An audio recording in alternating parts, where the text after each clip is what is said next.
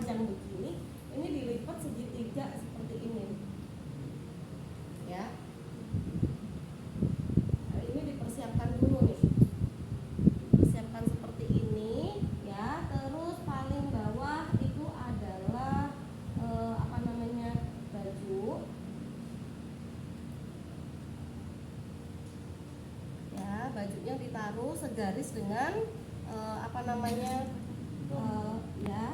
Terus kalau misalnya ada kalau sekarang kan sudah pakai diapers ya, pakai diapers newborn juga ada ya. Kalau misalnya banyak yang masih pakai popok seperti ini ya nggak apa-apa, tapi biasanya dialasi dengan underpack yang dipotong-potong gitu ya.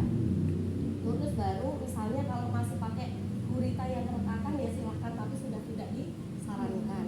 Ini biasanya sudah siapkan seperti ini dengan perawatnya gitu ya. Itu sudah ditumpuk-tumpuk gitu banyak ya.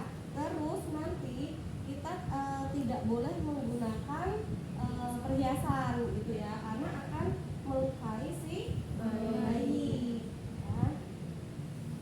Jadi ini tuh biasanya baju ini sudah disiapkan, terus ini juga sudah disiapkan sabun.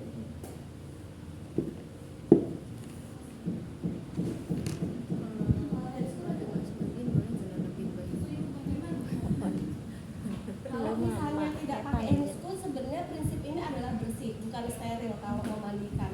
Jadi kalau sebenarnya untuk memandikan bayi sendiri, kalau saya lebih nyaman tidak pakai handscoon, kecuali anak ini adalah anak infeksius, ibunya ada riwayat HIV, ibunya ada riwayat hepatitis ya. Tapi kalau ibunya selama aman ya, kalau mau aman ya semua pakai handscoon. Cuma menurut saya kurang luas aja tangannya kalau kita pakai handscoon gitu ya. Oke, ini saya kasih contoh, misalnya saya tidak pakai handscoon, kapas ya. Oke, baju itu kan dilepas-lepas, kita tetap berkomunikasi pada si anak. Ini adalah kapas air hangat ya, atau kapas air hangat. Ini bisa untuk di mata, bisa juga untuk di alat kelamin gitu ya.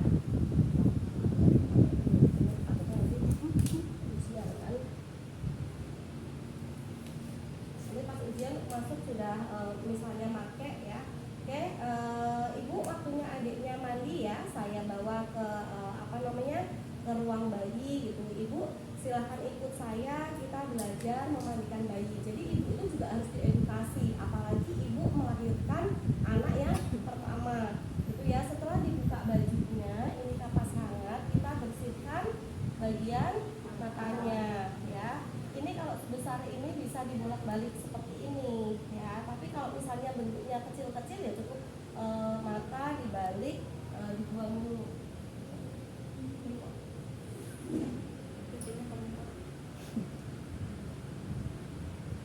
Setelah nanti sudah dibersihkan, baru yang di bagian angkat ya. Setelah itu ya bajunya dibuka. Ingat, kita memegangnya, sekalipun ini adalah boneka, kita tetap memperlakukan ini seperti bayi ya. Kita memegang seperti ini ya. Ini bayi kan sudah kena air ya. Jadi sudah agak beradaptasi gitu ya. Terus sabun sama sampo bayi ini sekarang sudah 2-in-1, jadi bisa untuk sampo dan sabun gitu ya. Terus nanti kita tuang. Kalau saya lebih langsung ke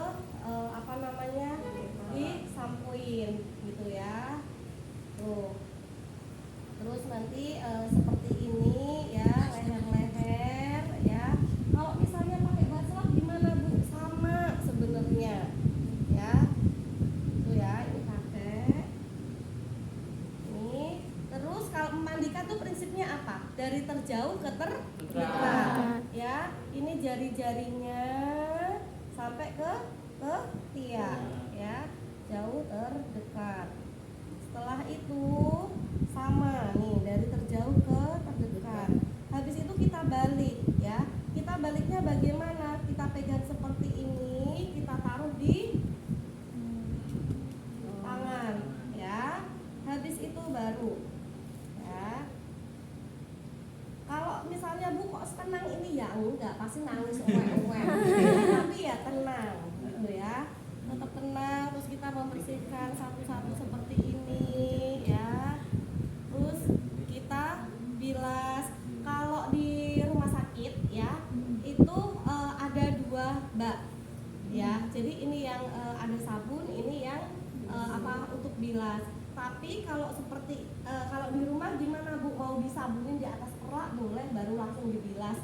Kalau saya lebih langsung ke sini. Sebenarnya bayi ini kecil dan sabunnya itu tidak seperti kita memakai sabun sampai berbusa-busa, tidak gitu ya. Setelah kering ya, kita ambil anduk ya, baru seperti ini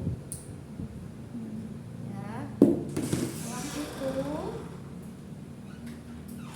kita keringkan dari kepala.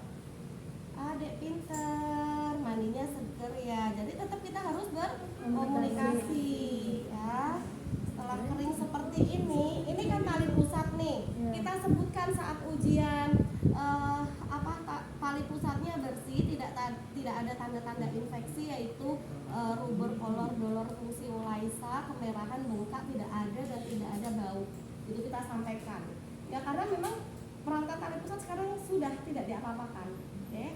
Terus kita baru menyiapkan baju. Ini bedong itu semua ya, laki-laki maupun perempuan harus bisa. Ya bahkan dulu saya juga mengajari suami saya itu harus bisa bedong. Ini bukan tugas seorang istri saja. Ya bapak juga harus bisa bedong. Tuh. Jadi belajar nanti pakai boneka dulu gitu. Itu pentingnya ilmu parenting. Jangan semua-muanya itu adalah tugas si istri. Oh, istri.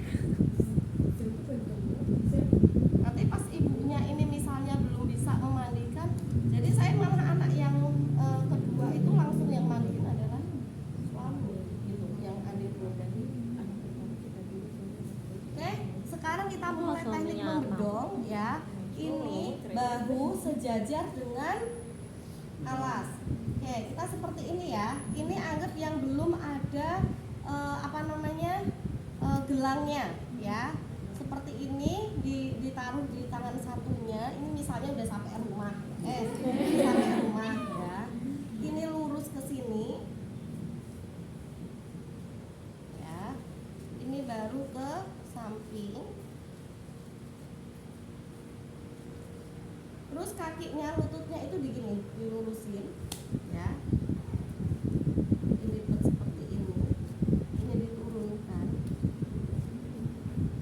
Jadi ini adalah yang mengencangkan di bagian lutut atau kaki. Ya, ini seperti ini. Ya. Kalau misalnya yang tadi satu bisa, harus bisa. Kalau nggak bisa pokoknya harus bisa. Misalnya kalau nggak bisa nggak usah nikah. Ini diperhatikan dulu nih. Pokoknya ini lurus, jangan nanti jadi begini, jangan. Ya, ini lurus ke sana juga.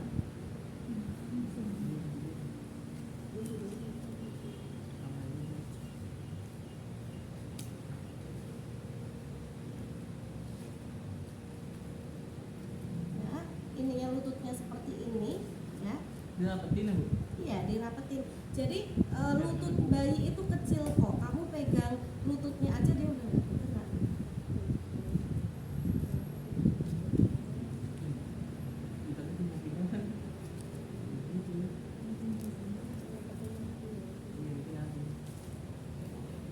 Ibu, adiknya sudah mandi.